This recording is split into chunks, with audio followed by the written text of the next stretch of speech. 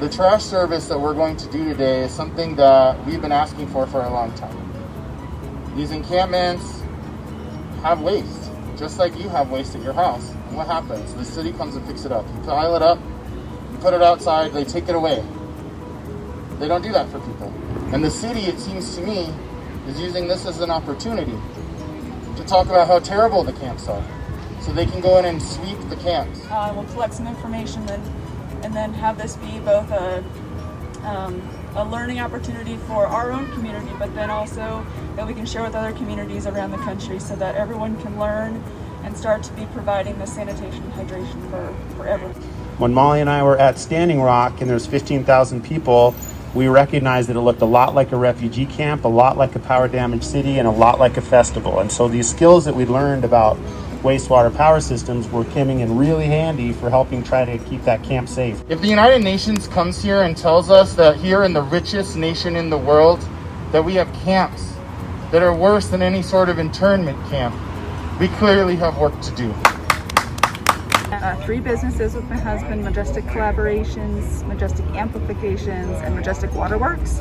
And all 3 of those businesses are here today to help with set up 3 or 4 different places to set up clean water so that people in the homeless encampments here in Denver can come and clean their water bottles, get some fresh water, clean their hands, and we're here to kind of experiment with what works about it and what doesn't work about it.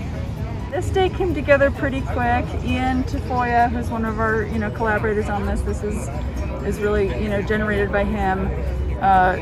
We brought this together in about a week.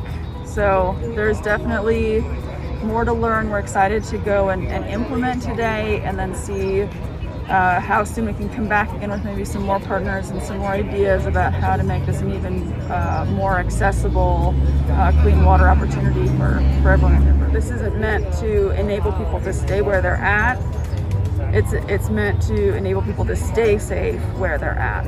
And so we're not in the business of solving homelessness. That's a much bigger issue that has a lot more issues at play. And in the meantime, until our government and our city and our residents can get together to really help holistically solve this problem of these people living in homelessness, we're just maintaining safety for people who are experiencing homelessness right now. Good morning, I'm Matthew Cowell with Majestic Collaborations, Majestic Amplifications, and Majestic Waterworks. A lot of Majestics. My wife Molly and I have companies that do work around music festivals and music policy, and increasingly about resilience and adapting to COVID for the industry.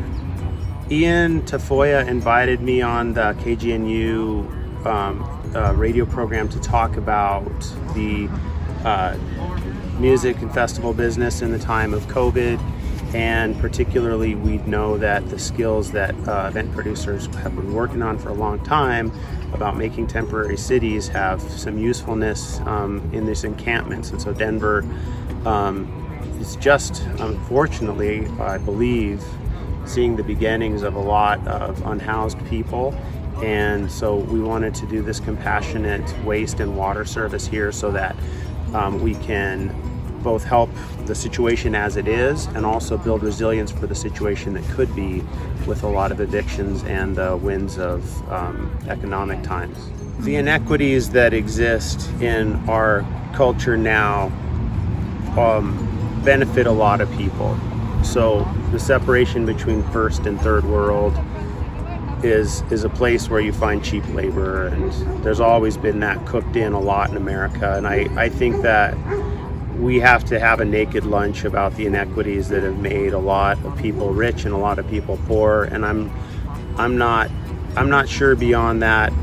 I just in my spirit know that it's easy to blame people who are already having hard times that it was their fault. And I wish for people who feel that way to look at why they think that people who are the least among us are the most responsible for that. I don't Actually, I don't think least among us. Let me rephrase that. I think people who are having the hardest time, to blame them for that, it's just not right. I'm not going to do that. Hi, my name is Ian Thomas Tafoya. I'm coming to you live from Benedict Fountain Park. We're out here today doing a compassionate trash service for 3 encampments. We're also going to be setting up stations for people to clean their hands, clean their bottles, and have clean water. I ran for city council here just a few years ago on these kinds of issues about the lack of public infrastructure, the issues with the homeless, and what I'm seeing right now is a city that's neglecting these folks and then using that as an opportunity to sweep them. Certainly we're enabling people to live by giving them clean water. There's no doubt. Clean water is a human right. It's constitutional rights for homeless to have access to utilities. I personally would say I would 100% agree with them that we're keeping them alive, and that's what every human being should want to do during a pandemic. No, I feel really good about this. I've been doing trash cleanups for a lot of years. The biggest one I ever did was 47 square blocks, and so, you know, this is kind of par for the course for me. I feel prepared. I have a good team. We have a plan, and that's really what we're trying to tell the city. If you have a good plan, then we can run these in a safe and operable way, and that's where people from the music industry come in. We have the expertise of running these kinds of cities, and we personally believe that we're the best people to be trained for emergency management like this. Reach out to me personally. I'm UT Tafoya. That's Majestic Water Collaborations. I think that they can assist them. Hit up Denver Homeless Out Loud, the Harm Reduction Action Center. All of these groups have really collaborated to come together. Oh yeah, and the Capitol Hill United Neighborhoods.